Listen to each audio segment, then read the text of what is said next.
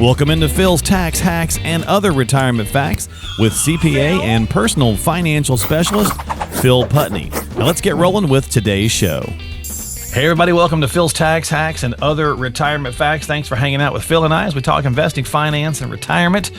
And this week it's going to be putting it off, Phil. We're going to talk about putting some things off, why maybe that's bad or maybe good, depending on the scenario. We'll see depending on the scenario, yeah. I feel like when I say, and other retire, or I feel like when I say retirement, like I'm going to slide into some sort of bad Irish thing. Retirement. I don't know what that is, but I feel like I'm going to do that. How you doing, buddy? I'm doing good. How about you? Hanging in there, not doing too bad. Good. You like the setup? Yeah. Yeah. It looks nice. I like the painted wall. Yeah, I matched your wall. I was going to say it's getting close to the right color, so that's good. So look at that. So I decided to make my closet look like, Phil's cool office. I was going to say, wait a minute. Next thing you know, we're going to have to start dressing alike, right? Get the same shirts. Yeah. Now you're going to need a guitar on that wall. That's true. That's true. I'm going to have to hang a guitar back there. That's right. Then I'm going to have to learn to play it. So. I'll send you one, and then we'll and that's something you can't put off. Okay, you got to get. Yes, that's right. Well, it takes a long time to learn that. So. That's right. Well, our Yeti's also acting up, so we're going to be. It sounds a little bit different today, but that's all right. We'll have a good time and talk about this stuff. Technology, right, Phil? It's always something. Yeah, technology is great when it works, but when it doesn't, it's not your friend. Creates a havoc. Yeah, exactly. So listen, let's talk about this putting it off thing. Are there some financial things that is a good idea to put off? It seems like in theory it's not, right? Like, we tend to do it. Like everybody. Well, let's be honest. Everybody puts it off a lot of times, which is why we get to the shape that we're in. But right. Is there anything could be good about it? So let's kind of run through this. Deferring taxes. Okay, this is a hot button one because typically we've been taught, Phil, forever to put it off. Right.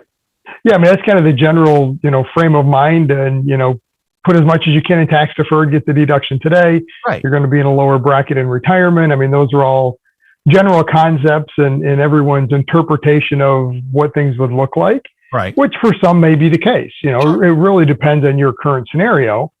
But as we talk through all of these, I mean, a lot of these are rules of thumb, which are, to me, a starting point. General concept, understand it, but more importantly, understand your specific scenario. Right.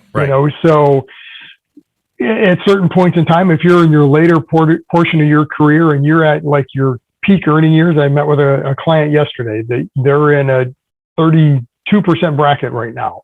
Oh, wow. Looking at the numbers and how much they're going to need in retirement, they're not going to get anywhere near that in retirement. So for them, truly at this point in time, deferring taxes today makes a lot of sense because they're saving 32. They might be paying 25, when it comes out in retirement. Right. Yeah. So in that case, mathematically, it's going to make sense. But as a general rule of thumb, I mean, deferring taxes, that's where a lot of the clients I work with have gotten themselves into trouble, not that they even realized it. And that was the case with this client too. I mean, everything they have is in those tax deferred accounts, which now long-term, they're in some trouble from a tax standpoint, not financially. Yeah. Right. Where they're not probably in the right position they should be. Doesn't mean that today they should be switching and going to, the other paying taxes, Roth conversions or Roth contributions today, because it doesn't make sense right now. Okay. But they wouldn't have got in that scenario had they had a more long-term focus on what taxes looked like. Gotcha. And didn't always just defer them. Well, and the blend would be different too, right? So maybe you're putting off some taxes, but not others. We're doing buckets like we talked about. Right. Yep. Just like your income, you've got tax buckets.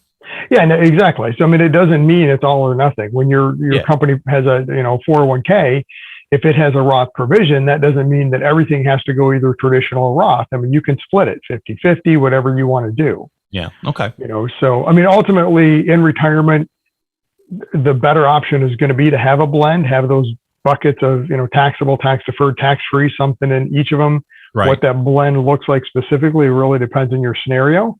Okay. But that doesn't mean that you should just randomly, I don't have anything in tax free. Let's start throwing it in tax free today. Yeah. Because start that bucket. Yeah. Might not be the right time. So. Okay. All right. So that's one. That's deferring taxes. Number two, eliminating debt. This one seems kind of like a no-brainer. Let's just not put it off. That seems bad. Yeah, I mean, so generally, yes, with that, I would agree. You mean Especially the house is the caveat? yeah, especially everything but the house. So if you have other types of consumer debt, you've got college debt where you took on some debt for the kids' education, Right. things of that nature. Yes, don't put that off, eliminate it, get rid of it. Okay. The housing is where it really gets into a little bit of caveat, and it really depends on the math in your scenario.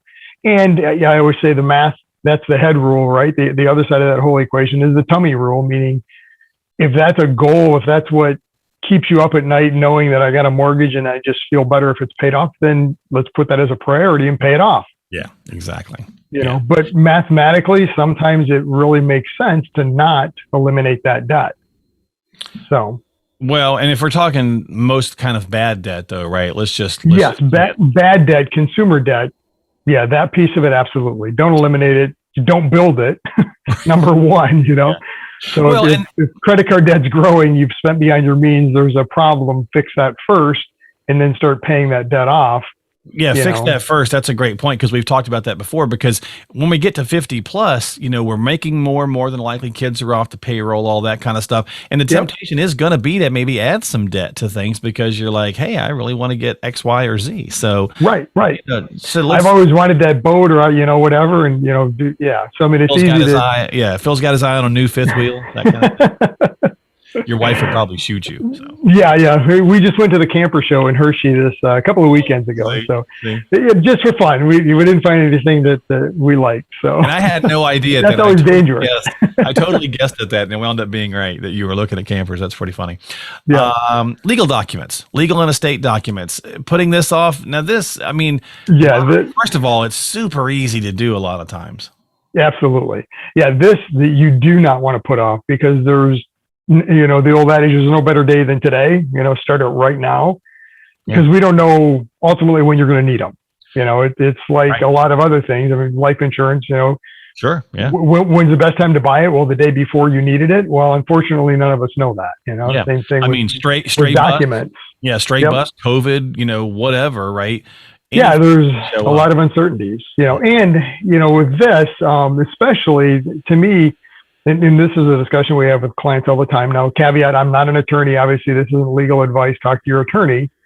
But to me, the most important piece for most people in that whole legal advice estate planning scenario is the will. I mean, you want to make sure you've got your wishes put down. Sure. Yeah. And then the medical and durable powers of attorney, because you want to have your control of who you want to have say if you can't do certain things financially, or if you're in the hospital or you need care and you're not able to make those decisions. Because if you don't do it, the hospital is going to be doing what they think is in your best interest. And that may not be what you think is in your best interest or your spouse thinks is in your best interest. So, yeah, I've got family going through that right now, Phil, that out of the blue, an incident has happened and, unsure about medical power of attorneys and this, that, and the other. And it's definitely causing a wrinkle. And with family dispersed in different areas, it's making it even more complicated. So, I mean, especially, a lot of times it's quick decisions have to be made and doctors aren't going to, wait a minute, I've got to get a conference call together with my 3 siblings and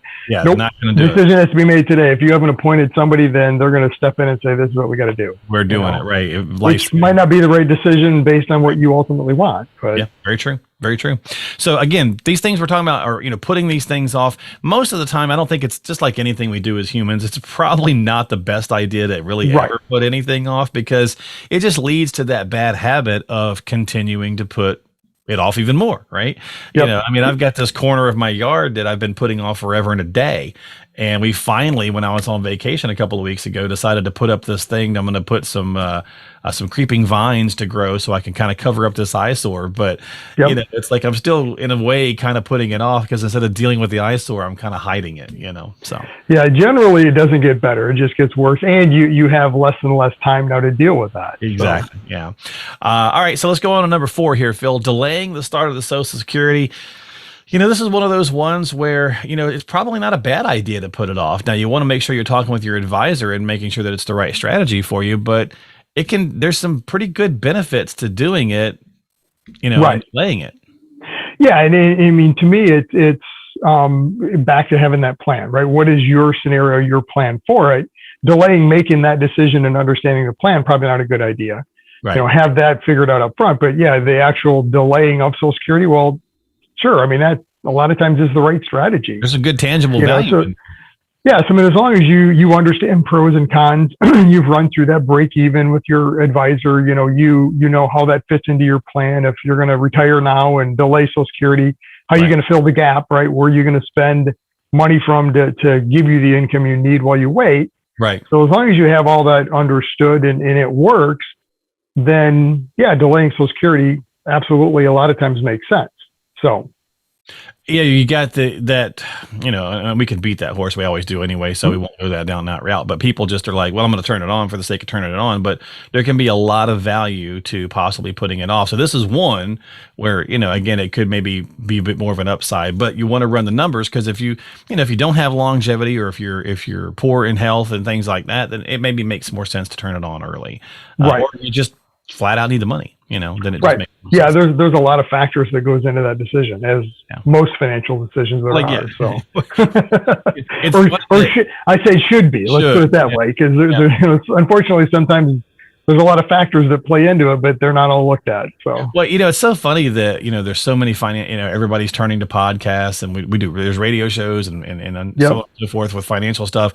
When almost all the time the answer truly could be to virtually everything. It depends. It depends, yeah. And we try not to do that. So if nothing else, again, we're trying to highlight pros and cons. Left or right, whatever you want to look at. For things, because at the end of the day, you really need to talk about your specific uniqueness with somebody, because that's really how you're going to narrow it down and get away from the depends conversation. But, as a general rule of thumb, we can throw that out about everything, and we'll try not to do that. Well, let's do the last one here, Phil, and that's just, getting a plan. I had to slide this in pretty easy so we can segue into a nice little wrap up, but it really kind of is a bad idea, in my opinion, to continue to put it off, because you're just stacking these problems. Exactly. And you're unfortunately going into decisions blindly, like the whole Social Security. I mean, maybe, if you say, I'm going to wait till I actually retire to make that decision. Well, what happens if you run the math then and say, oh, you know what, I should have taken it early because there was really the benefit just wasn't there. Well, now you missed out on a bunch of money. Yeah. And it's funny to me, the different advisors out there. Again, I was meeting with a client the other day and, we started talking about this. They'd attended one of my classes and, all the different pieces that goes into that decision. And, said, yeah, we talked to our advisor and they said, we'll get to that when you retire. You've got a couple of years. Okay. And I said, really? So they're not planning on doing anything until retirement. Well, no, really? They said we didn't need to. Yeah. I said, okay, well, let's walk through a couple of, decisions and things to think about. Yeah. It's, number one, do you even have enough? Does it all work? You can't wait till, okay, I'm going to retire today. And, by the way, you really can't spend the $10,000 a month you were thinking. You only have enough to spend $8,000. Is that the right time to figure that out?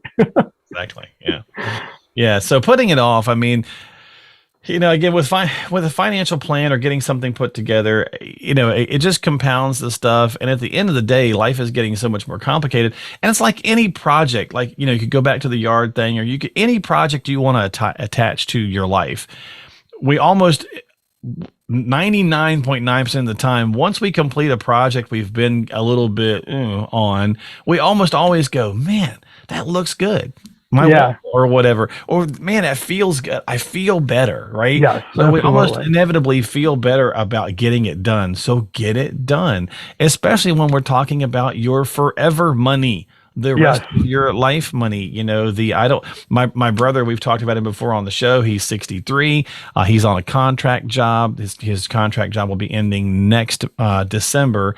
So he'll be just shy of 65, I think. And he's like, man, the temptation's going to be there to go ahead and pull, and it's like, okay, well, as long as your plan says you can cover the medical gap, because he's going to have a medical gap, right? If he retires before 65, because I think it'll be like 6 months before he turns 65. Can't do Medicare, right? So it's like, as long as you've got that gap figured and the money's there, then that's you've got. Then there's your answer. Go for it. Yeah. He's taken that time, so he's already thinking a year out. Now he's done other steps, obviously, but he's thinking a year out. Okay, maybe this time when the contract ends, if they offer the renewal, maybe I won't take it. Right. So yeah, and again, I think a lot of us just avoid that because it's, I don't, it's, hard work, or you don't maybe like what the outcome might be. You're thinking, I don't know that I have enough, so I'm just going to wait. Maybe it'll get better. I'm going to save more. To find out. Don't second guess yourself. Figure it out. So okay, well, I've got 2 years. I need to do this. Maybe extend it a little bit. Yeah. Maybe you've got enough and you can retire today. Exactly. Wouldn't you like to find that out? Would that be a great option to have, to know you can now go into work if you want to, and if it gets bad, say, you know what, here's my 2 weeks, I'm out. Right. Yeah, exactly. So get a plan, find out, don't put it off. That's our podcast this week. Thanks for hanging out with us.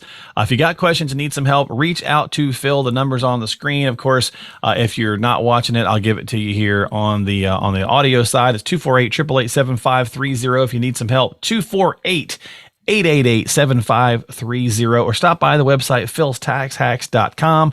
That is philstaxhacks.com. Phil, thanks for hanging out with me, buddy. I'll talk to you again next week, okay? Sounds great. Thanks, Mark.